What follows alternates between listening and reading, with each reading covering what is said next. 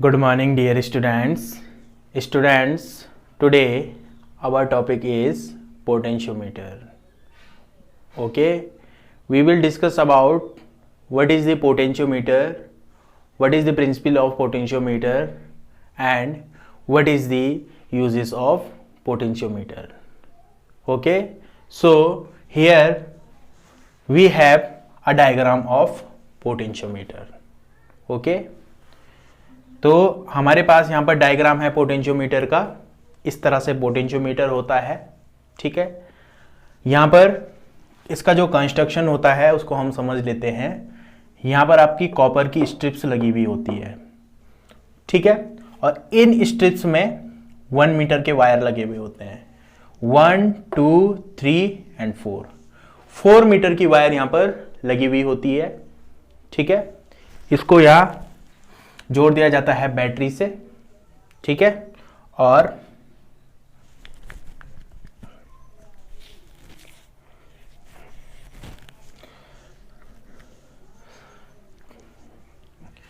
तो इसमें 4 मीटर की वायर लगी हुई होती है। 1, 2, 3, 4, ठीक है।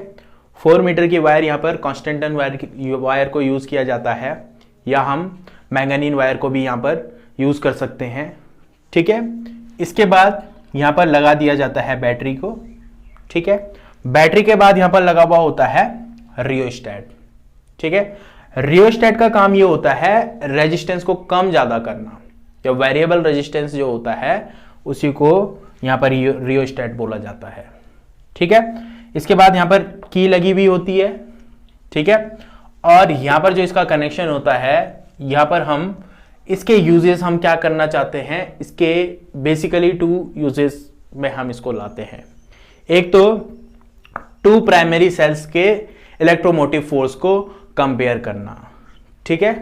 तो जैसे 2 प्राइमरी सेल्स हैं, सेल 1 सेल 2, तो इसको लगा दिया, ठीक है। तो ये हम यूज करते हैं, ठीक है। यहां पर 2 सेल्स यहां पर यूज किए जाते हैं, ठीक है, और इसके बाद यहां पर की लगा दी जाती है। 1, 2 और 3, यहां पर 3 कीज बेसिकली यूज की जाती है, ठीक है। जब हम सेल के इलेक्ट्रोमोटिव फोर्स को कंपेयर करें पोटेंशियोमीटर की हेल्प से, तो इस तरह से इसका डायग्राम होता है। यहां पर लगा दिया जाता है गैल्वेनोमीटर, ठीक है। गैल्वेनोमीटर के आगे लगा दी जाती है जॉकी। तो जॉकी से हम यहां वायर को टच करवाएंगे और इसका नल डिफ्लेक्शन वाला पॉइंट देखेंगे। तो जैसे नल डिफ्लेक्शन आ गया यहां पर, ठीक है, तो ये सर्किट यहां से कंप्लीट हो जाएगा, ठीक है। यहां पर हम किरचॉफ्स रूल को यूज करेंगे, फिर उसके लिए फॉर्मूला लगाएंगे। कुछ टाइम बाद क्या होगा कि जब हम दूसरी की को यहां पर जोड़े, ठीक है, तो जैसे हमने 2 और 3 जोड़ दी, तो ये वाला सेल ऑपरेट होगा, ठीक है, और नल डिफ्लेक्शन का पॉइंट जैसे सपोज दैट यहां पर मिल गया, तो इसमें हम किरचॉफ रूल लगाएंगे और इसकी हेल्प से हम इलेक्ट्रोमोटिव फोर्स को कंपेयर करते हैं, ठीक है। तो ये तो हो गया इसका ब्रीफ डिस्क्रिप्शन, इसका कंस्ट्रक्शन का। अब हम समझते हैं कि पोटेंशियोमीटर होता क्या है, ठीक है। Potentiometer is an instrument which is used to compare of electromotive force of 2 primary cells, and another use of potentiometer is to determine the internal resistance of a primary cell, ठीक है। Potentiometer एक ऐसा instrument होता है जिसका use primary cell के electromotive force को compare करने के लिए होता है, और दूसरा इसका यूज होता है किसी सेल के इंटरनल रेजिस्टेंस को फाइंड आउट करने में, ठीक है। तो पहला एप्लीकेशन हम इसका यहां पर करेंगे, ठीक है। उससे पहले हमें यहां पर समझना होगा कि पोटेंशियोमीटर का प्रिंसिपल क्या होता है, ठीक है। The principle of potentiometer is based on the fact when constant current flowing through the potentiometer wire, then potential difference, or we can say it potential drop across the length of wire is directly proportional to its length, ठीक है। Simple सी language में हम इसको समझना चाहें तो इसका principal ये है कि जब किसी पोटेंशियोमीटर वायर में कांस्टेंट करंट फ्लो होती है तो उसमें जो पोटेंशियल ड्रॉप होगी या जो पोटेंशियल डिफरेंस होगी वो उसके लेंथ के डायरेक्टली प्रोपोर्शनल होती है, एल के। प्रोपोर्शनल को जब हम हटाते हैं तो यहाँ पर कांस्टेंट इन्वॉल्व हो जाता है, ये होता है फाई। हम इसकी एप्लीकेशन नंबर फर्स्ट को यहाँ पर उसके लिए फॉर्मूला डेराइव करेंगे। एप्लीकेशन नंबर फर्स्ट है इसकी to compare EMFs of two cells. दो सेल के हमें इलेक्ट्रोमोटिव फोर्स को कंपेयर करना है, ठीक है। तो ये इसका डायग्राम होता है, ठीक है। यहां पर दो सेल ले लिया हमने E1 और E2 और यहां पर की को जोड़ दिया, ठीक है।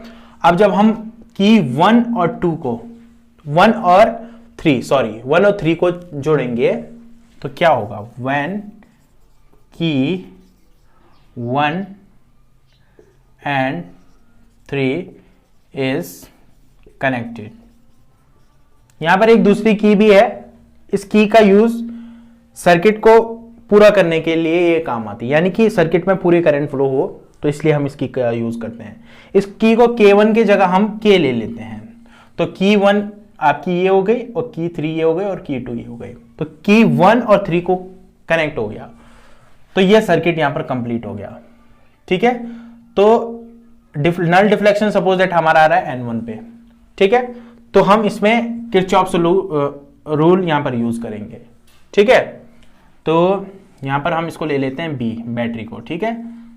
तो यहां पर आ जाएगा इन क्लोज लूप, इसको ले लेते A B, A के बाद आ गया B, B के बाद आ गया हमारा C, B के बाद आ गया हमारा पास C, C के बाद यहां पर N2 अभी हमारा कनेक्ट नहीं है, N2 तब कनेक्ट होगा जब हम 2 और 3 को जोड़ेंगे, ठीक है। तो C, A B C, C के बाद आ गया हमारा N1, N1 के बाद आ गया हमारा G, और G के बाद आ गया हमारा 3, 3 के बाद आ गया हमारा 1, और 1 के बाद आ गया हमारा E1, ठीक है। इसमें हम किरचॉफ्स रूल लगाते हैं, using Kirchhoff's rule, loop rule है सेकंड वाला। तो लगाओ इसमें किरचॉफ सेकंड रूल। तो यहां से हम स्टार्ट करते हैं, तो यहां पर हम पहुंचे तो यहां पर आपकी पोटेंशियल ड्रॉप कितनी होगी, ठीक है, उसकी वैल्यू कितनी हो जाएगी 5 इंटू L1, ठीक है। L1 लेंथ हम इसको ले लेंगे, ठीक है, इस वायर की लेंथ को L1, और 5 क्या है आपका पोटेंशियल ग्रेडियंट, जो प्रिंसिपल है पोटेंशियोमीटर का। तो V जो होता है वो 5L1 के बराबर होता है, तो V की वैल्यू कितनी आ गई 5L1, ठीक है। इसमें जो पोटेंशियल ड्रॉप होगी ये नल डिफ्लेक्शन दिखाएगा, तो नल डिफ्लेक्शन का मतलब यहां पर सीधे V की वैल्यू जो होगी वो 0 होगी, ठीक है। तो +0, फिर इसके बाद हम ऊपर को चले तो 1 3 1 के बाद है यहां पर E1, और E1 का आ रहा है यहां पर माइनस टर्मिनल, तो -E1 इक्वल टू हो जाएगा 0। ये किरचॉफ्स लूप रूल यहां पर अप्लाई हो गया, ठीक है। तो 5L1 की वैल्यू कितनी हो गई E1 हो गई। So this is equation number 1, ये हमने इक्वेशन नंबर 1 ले ली, ठीक है। सिमिलर अगर हम 2 और 3 को जोड़ें तो क्या हो जाएगा यहां पर व्हेन की 2 and 3 is connected, so in close loop, तो लूप हमारा क्या बन जाएगा A B C C, C के बाद आ जाएगा हमारा गैल्वेनोमीटर, यहां का ही डिफ्लेक्शन दिखाएगा, नल डिफ्लेक्शन, ठीक है। तो C के बाद हम ले लेते हैं इसको N2 के बाद G के बाद 3, और 3 के बाद क्या हो जाएगा यहां पर 2, और 2 के बाद क्या आ जाएगा हमारे यहां पर E2, और फिर दोबारा हम इसको यहां पर ले सकते हैं ये, ठीक है। इस लूप में लो किरचॉफ सेकंड रूल लगाओ यहां पर भी, तो यहां पर क्या हो जाएगा, यहां पर आ जाएगा आपका, इसको हम ऊपर लिख देते हैं, इसकी जो इक्वेशन आ रही है इसको हम यहाँ लिख देते हैं, ठीक है। तो वो कितना हो जाएगा, यहाँ पर आ जाएगा आपका, इसमें पोटेंशियल ड्रॉप कितनी होगी 5L2, ठीक है। इसमें नल डिफ्लेक्शन दिखा रहा है तो पोटेंशियल ड्रॉप 0, और इसके बाद यहाँ पर ऊपर आए इसमें आ गए तो इसमें -E2 इक्वल टू 0। तो 5L2 की वैल्यू किसके बराबर हो गई, E2 के बराबर। तो इसको हम इक्वेशन नंबर 2 नाम दे देते हैं। डिवाइडिंग इक्वेशन नंबर 1 एंड 2, 1 और 2 को डिवाइड करो तो कितना आ जाएगा, यह आ जाएगा हमारा 5L1 upon 5L2 equal to E1 upon E2। तो E1 अपॉन E2 की वैल्यू किसके बराबर आ गई, L1 अपॉन L2। सो इसकी हेल्प से हम 2 प्राइमरी सेल्स जो हैं उसके इलेक्ट्रोमोटिव फोर्स को कंपेयर कर सकते हैं, ठीक है।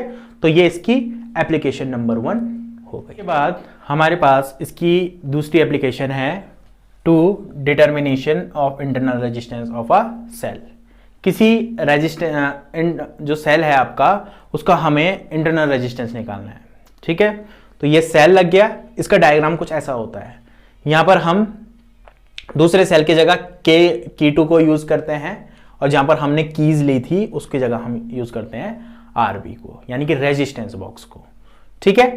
तो जब आपका व्हेन की K2 इज ओपन, जब आपकी की K2 ओपन होगी तो क्या होगा, यहां पर आपका पोटेंशियल ड्रॉप की जगह आएगा आपका EMF, और EMF किसके बराबर होता है, हमने ये प्रीवियस लेक्चर्स में भी पढ़ा था।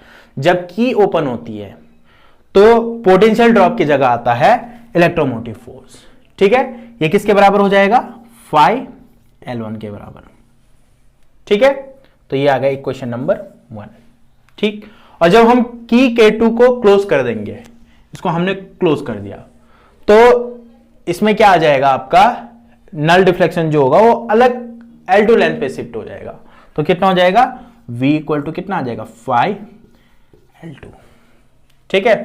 तो इसको नाम दे देते हैं हम इक्वेशन नंबर 2, ठीक है। इतना इसमें आ गया।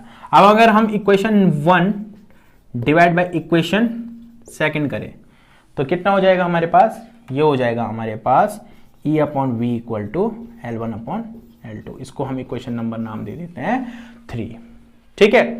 अब हम एक रिलेशन जानते हैं कि V इक्वल टू होता है ओम्स लॉ से IR के बराबर, ठीक है। और हमने एक रिलेशन और पढ़ा था कि I की वैल्यू जो होती है वो E upon small r plus capital R के बराबर होती है, ठीक है। तो यहां से अगर हम E की वैल्यू निकालें तो किसके बराबर आ गए, I small r plus capital R, ठीक है।